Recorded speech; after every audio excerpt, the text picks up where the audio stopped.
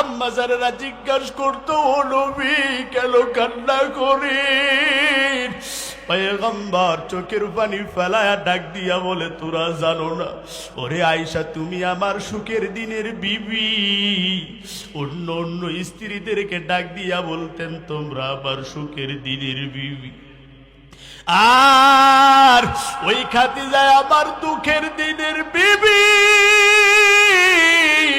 যখন আমার কেউ নাই, এই মক্কার জমিনে আমার মা নাই, আমার বাবা নাই, আমি যখন ওই গুহার মধ্যে আল্লাহর ইবাদতের মধ্যে মগ্ন হয়ে গেলাম, যেই দিন আবার জিবরাইল আমার কাছে আইসা সর্বপ্রথম কোরআনটা আমার মধ্যে যখন সিনার মধ্যে দিয়ে দিলে, আমার এত পরিমাণের জ্বর, খাদিজা কান্না করে আর ডাক দিয়া বলে, ও নবী আপনার কি হয়েছে?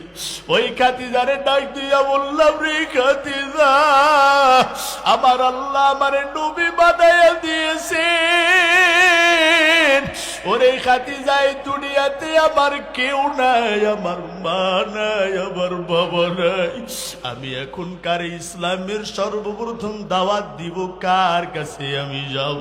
হযরত খাদিজা ডাক দিয়া বলেন, রে নবী, সর্বপ্রথম আমারে আপনি কালিমা পড়ে মুসলমান বানায়া দে।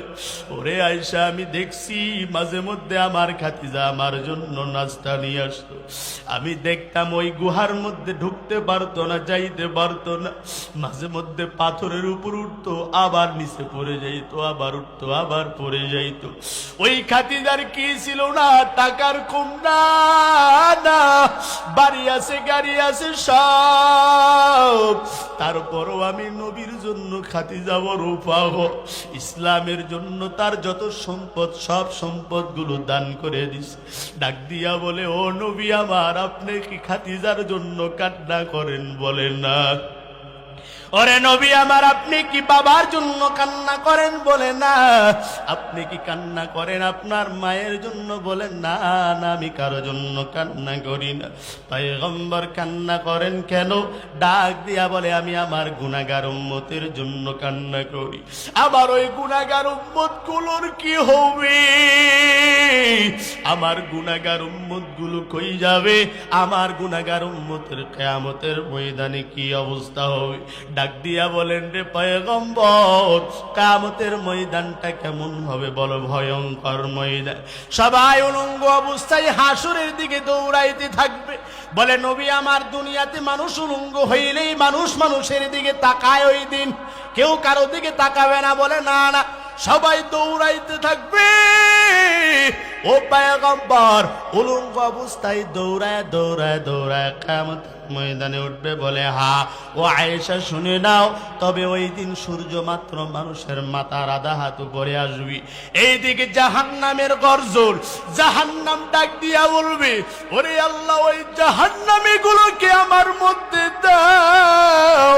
আল্লাহ বলবে, ওরে জাহান্নাম, একটু দেরি কর, আমি আল্লাহ পাক রব্বুল আলামিন সব জাহান্নামী গুলোকে তোর মধ্যে দিয়ে দিও। তবে আয়েশা, ওই দিন জাহান্নাম কারো কথা শুনবে না, জাহান্নাম জাহান্নামের জায়গা থেকে দৌড়াইতে থাকবে। এইদিকে কিয়ামতের ময়দানের আযাব, সূর্য মাথার আধা হাত উপরে আসবে। এই জমিন থেকে 9,30,00,000 মাইল উপরে সূর্য, তারপরও তাপ সহ্য করা যায় না। ওরে আয়েশা, এই দুনিয়ার দিকে একটা মুখ আল্লাহ খুলে দিয়েছেন, সূর্যের যত মুখ আল্লাহ পাক রব্বুল আলামিন ওই দিন ডাক দিয়া বলবে, ওরে সূর্য, তোর যত মুখ সব মুখগুলো খুলে দাও। ওরে সূর্য, তোর যত তাপ সব তাপগুলো জমিনে ছেড়ে দাও। বলে জমিনে যখন তাপটা ছেড়ে দেওয়া হবে, মানুষের মগজগুলো ভাতের মারের মতো উতলাইতে থাকবে, গলায় গলায়া কিয়ামতের ময়দানে পড়তে থাকবে। আল্লাহ পাক রব্বুল আলামিন বলেন, ইয়াউমা ইয়াফিরুল মারউ মিন আখিহি ওয়া উম্মিহি ওয়া আবিহি ওয়া সাহিবাতিহি ওয়া আবানি। আল্লাহ আল্লাহ পাক রব্বুল আলামিন ডাক দিয়া বলবেন ওই দিন সন্তান মায়ের কাজে লাগবে না, মা সন্তানের কাজে লাগবে না, ভাই ভাইয়ের কাজে লাগবে না, বোন বোনের কাজে লাগবে না। মা সন্তানের কাছে যাবে, ওখান থেকে খেদা দিবে, বাবা সন্তানের কাছে যাবে, বলবে আমি তোমারে চিনি না। ওরে আল্লাহর গোলাম, ওই দিন সব নবীগুলো নাফসি নাফসি বলতে থাকবে। আদম নবী বলবেন নাফসি, মুসা নবী বলবেন নাফসি, ঈসা নবী বলবেন নাফসি। সব নবীগুলো ডাক দিয়া বলবেন আল্লাহ আমার কি হবে, আমার কি হবে। ওই দিন মা সন্তানরে ডাক দিয়া বলবে ও সন্তান ভালো করে শুনে নাও, আমার একটা নেকি দাও, নেকির কারণে জাহান্নামে যায়। সন্তান কি হবে, তাদেরকে আমি আল্লাহ পাক রব্বুল আলামিন কয়েকটা জিনিস দিয়া পরীক্ষা করব। কি দিয়া পরীক্ষা করব? ওয়ালা নাবলুওয়ান্নাকুম বিশাইইম মিনাল খাউফি ওয়াল জু'i ওয়া নাকসিম মিনাল আমওয়ালি ওয়াল আনফুসি ওয়াত তামারাত ওয়া বাশশিরিস সাবিরিন।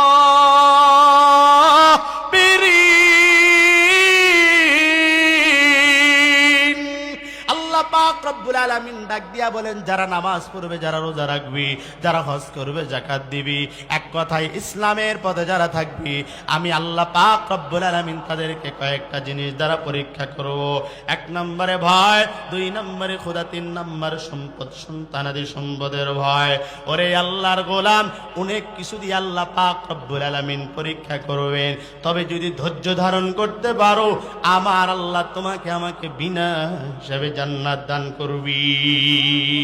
ভাইরা আমার, তাহলে তিন নাম্বার কি বলেন তো দেখি? ধৈর্য। এই ধৈর্য ধারণ করবেন, ধৈর্য ধারণ করার মতো করতে হবে। কেউ আপনার গালি দিল, তারে গালি দেওয়া যাবে না। নবীরে কত ইয়াহুদি কত কাফের মারছে, গালিগালাজ করছে, কিন্তু নবী কোনো প্রতিবাদ করেন নাই, বরং তারে ভালোবাসছে, মোহাব্বত করে কাছে টানছে। বিনিময়ে কি হয়েছে? বিনিময়ে আল্লাহ পাক রব্বুল আলামিনের মাধ্যমে আল্লাহ হেদায়েত দান করে দিয়েছেন। ও আল্লাহর গোলাম, এই গুণটাও যদি তোমার মধ্যে থাকে, তাহলেও তুমিও আল্লাহর প্রিয় বান্দা হয়ে যাইবা। ভাইরা আমার, এই জন্য আল্লাহর প্রিয় বান্দা হইতে গেলে এগুলো গুণের দরকার আছে না নাই? ভাইরা আমার, আল্লাহর দরবারে তওবা করবেন। হে মালিক, দয়া করে মায়া করে জীবনে যত গুনাহ করেছি আর আমরা গুনাহ করব না রে আল্লাহ। ও আল্লাহ, আজকে আমরা এই মাহফিল থেকে তোমার দরবারে তওবা করতে যাই। ও আল্লাহ, এই জীবনে অনেক গুনাহ করেছি আর আমি করব না। আল্লাহর দরবারে আজকে শেষ তওবা মনে করে খাঁটি নিয়তে যদি তওবা করতে পারেন, আমার আল্লাহ আপনার অতীতের জীবনের সব গুনাহগুলো মাফ করে দিবেন। ভাইরা আমার, তাহলে ফেরাউনের মধ্যে কয়টা গুণ ছিল বলেন তো দেখি? চারটা। এক নম্বরের গুণ, ফেরাউন যতই খারাপ হোক না কেন, ফেরাউন কিন্তু একদিনে ফেরাউন হয় নাই, ধীরে ধীরে ধীরে ধীরে ফেরাউন হয়েছে। ফেরাউন একদিনে হয় নাই। তবে ফেরাউনের এক নম্বরের গুণ ছিল, ফেরাউন গরিব দুঃখী অসহায় লোকদেরকে সহযোগিতা করতেন। কি করতেন বলেন? সহযোগিতা করতেন। দ্বিতীয় নম্বরে ফেরাউনের মধ্যে যে গুণ, ধৈর্য ছিল। মানুষ তারে গালিগালাজ করছে কিন্তু অধৈর্য হয় নাই। তৃতীয় নম্বরে ফেরাউনের মধ্যে যে গুণ, রাতের বেলা দিনের বেলা খোদা বলে দাবি করত, রাতের বেলায় মাওলার দরবারে কান্না কাটি বেশি বেশি করত।